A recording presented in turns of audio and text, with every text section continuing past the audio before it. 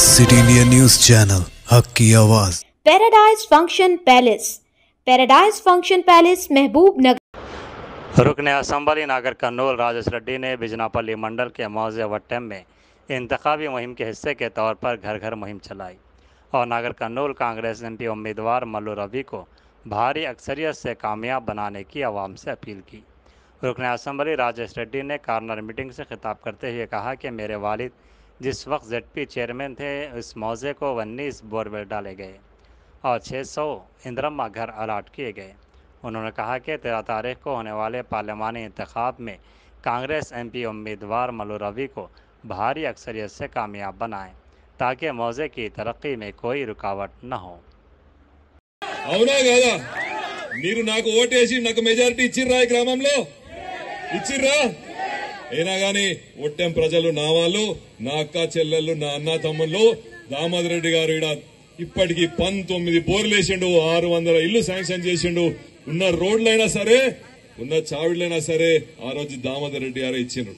అయినా గానీ మీరు ఎందుకో రాజేష్ రెడ్డిని ఆదరించలేదు. ఈ ఎలక్షన్ లో మైనస్ ఇచ్చిండ్రు.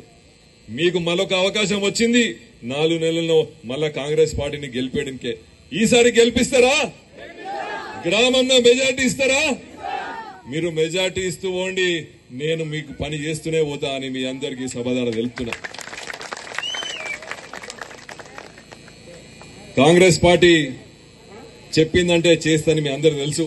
ఆ రోజు రాజశేఖర రెడ్డి గారి హయాంలో ఇల్లు ఇస్తా అన్నది ఇల్లు ఇచ్చిండ్రు, పెన్షన్లు ఇస్తానని పెన్షన్లు ఇచ్చిండు, రేషన్ కార్డులు ఇస్తానని రేషన్లు ఇచ్చిండ్రు, ప్రజలకు ఉద్యోగాలు ఇస్తానడు పిల్లలకు ఉద్యోగాలు ఇచ్చిండు.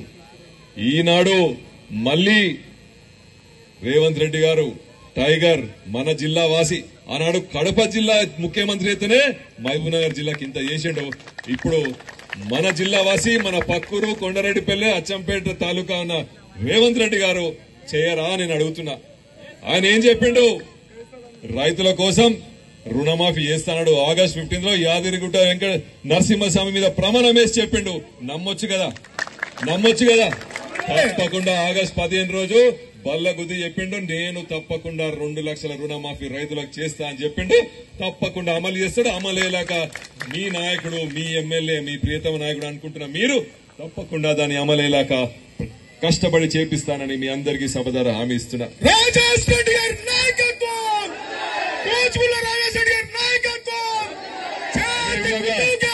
అదేవిధంగా మా అక్క చెల్లెలు అడుగుతున్నారు, పెన్షన్లు రాలే, రేషన్ కార్డు రాలే అన్నారు. ఈ 10 సంవత్సరాలలో మాటలు చెప్పి తప్పించుకున్న మాజీ నాయకులు వాళ్ళని తరిమి కొట్టిండ్రు.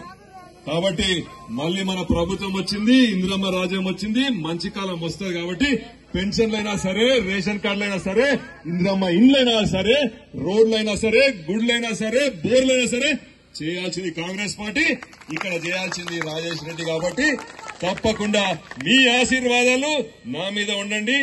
నేను చేసుకుంటూ పోతా పనులు, మీరు చూసుకుంటా ఉండండి. అంతేగాని మీరు మాత్రం ఈసారి మల్లు రవి గారు పిలిచే పలికే మల్లు రవి గారికి తప్పకుండా ఓటేసి అత్యధిక మెజార్టీ ఇస్తే నాకు కూడా అరే మన మనుషులు మళ్ళీ నన్ను గెలిపించి, మొన్న గెలిపించకున్నా ఈ గ్రామం నుంచి ఈసారి మెజార్టీ ఇచ్చి మళ్లీ వాళ్ళ ఉనికి చాటుకున్నారని చెప్పి తప్పకుండా నేను మళ్లీ మీ గ్రామానికి వచ్చి మీకు పనులు చేసే విధంగా నేను పనిచేస్తా అని మీ అందరికీ సభదారా తెలుపుతూ, ఈసారి మెజార్టీ ఇస్తారా?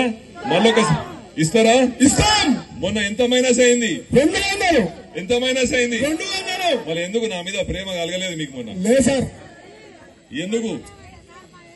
మీరందరూ వేసింది తల్లి, కానీ